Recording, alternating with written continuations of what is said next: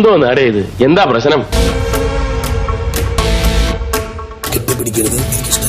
അതെന്താ? ഞാൻ തറവാട്ടി പറഞ്ഞവനാ. എല്ലാവരോടും എനിക്കൊന്നേ പറയാനുള്ളൂ, ഇതൊരു മഹാസംഭവമാണ്. നിങ്ങളെല്ലാവരും ഞാൻ പെങ്ങന്മാരായിട്ടാണ്. എന്താ ഇത്? എന്തിനാ കരയുന്നേ? നിങ്ങളെന്നെ കെട്ടിപ്പിടിച്ചോ, നിങ്ങളെന്നെ തൊട്ടോ, കുഴപ്പമില്ല. നിങ്ങളെന്നെ കെട്ടിപ്പിടിച്ചോ, നിങ്ങളെന്നെ തൊട്ടോ, കുഴപ്പമില്ല. That's my style. Nice style. Thank you. Keep it up. Thank you. ആവശ്യമില്ലാതെ അവൾ എന്റെ ഭാര്യയുടെ പേര് വിളിച്ചു, ഒരു അമ്മു ചേച്ചി. ഈ ജാതി ശരീരം വെച്ചിട്ട് ഇങ്ങനെ നോലോളിച്ചാൽ എന്റെ ചങ്ങായി. ഇന്നലെ ഞാൻ പറഞ്ഞു, എന്റെ ഫാമിലി എനിക്കെല്ലാണ്. ഞാൻ ഗെയിം കളിക്കും. എന്ത് പ്രഹസനമാണ് സജി. ഇവിടെ എന്റെ പെർമിഷൻ ഇല്ലാതെ ഇന്ന് എന്റെ ബാക്കിൽ നിന്ന് കെട്ടിപ്പിടിച്ചു. നാളെ അവൾ എന്നെ ഉമ്മ വെച്ചാലോ? നാളെ അവൾ എന്നെ ഉമ്മ വെച്ചാലോ? നിന്നെ പോലൊരു മര കഴുതേ ഞാൻ ഇതുവരെ കണ്ടിട്ടില്ല. എനിക്ക് വിഷമപ്പെട്ടു ചേച്ചി.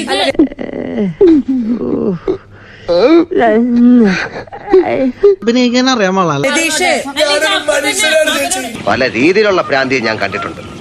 നല്ല സ്റ്റൈലം ഭ്രാന്തി.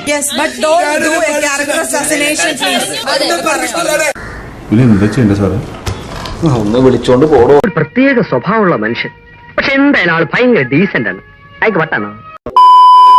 ഋഷി ഇന്ന് നമ്മുടെ രതീഷിന്റെ ആ ഒരു ഫാമിലി ഡ്രാമ കരച്ചിൽ നാടകത്തിന്റെ ഇടയിൽ ഗംഭീരമായിട്ടുള്ള ഒരു എൻട്രി അങ്ങോട്ട് നടത്തി. അയാളുടെ ഗെയിമിനെ പൊളിച്ചു.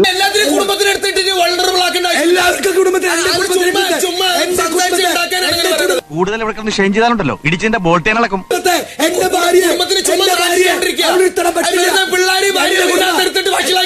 അപ്പൊ ഈ ഒരു സിറ്റുവേഷനെ സിമ്പിൾ ആയിട്ട് ഋഷി കൊണ്ടുവരുന്ന സമയത്ത് അവിടെ ആ ശ്രീധുവിന്റെ ഫേസിലുള്ള ഒരു ചേഞ്ച് ഉണ്ട്, ഒരു എക്സ്പ്രഷൻ ചേഞ്ച് ഉണ്ട്. അതിൽ നിന്ന് മനസ്സിലാക്കാം, അയ്യേ വെറുതെ ഒന്ന് കെട്ടിപ്പിടിച്ച കേസിനാണോ ഇയാളെ കിടന്ന് ഓവറാക്കിയേ. എന്ത് ചെയ്യാനാടാ, ഞാൻ ഇങ്ങനൊരു ദുരന്തനായി പോയി. ഉളുപ്പുണ്ടടാ ചക്കണക്ക്.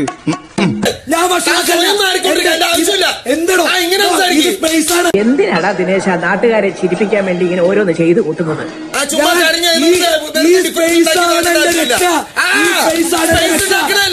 ഞാൻ കണ്ടന്റ് ആണ് ക്രിയേറ്റ് ചെയ്യണത്. ഞാനാണ് ദി ഒറിജിനൽ കണ്ടന്റ് മേക്കർ. ഞാൻ കാണിക്കുന്നത് ബുദ്ധിപരമായടാ. I am the content making king എന്നൊക്കെ വേണേ പറയാം. അത്രക്കും രീതിയിൽ കുറെ കണ്ടന്റ്സ് ക്രിയേറ്റ് ചെയ്തിട്ടുണ്ട്. അത് വിവരമുള്ളവർക്ക് അത് മനസ്സിലാവും. ഇത് കറക്റ്റ് മനസ്സിലാവേ മനസ്സിലാവും. ആച്ചാന്റെ തലക്ക് വട്ടുണ്ടോ?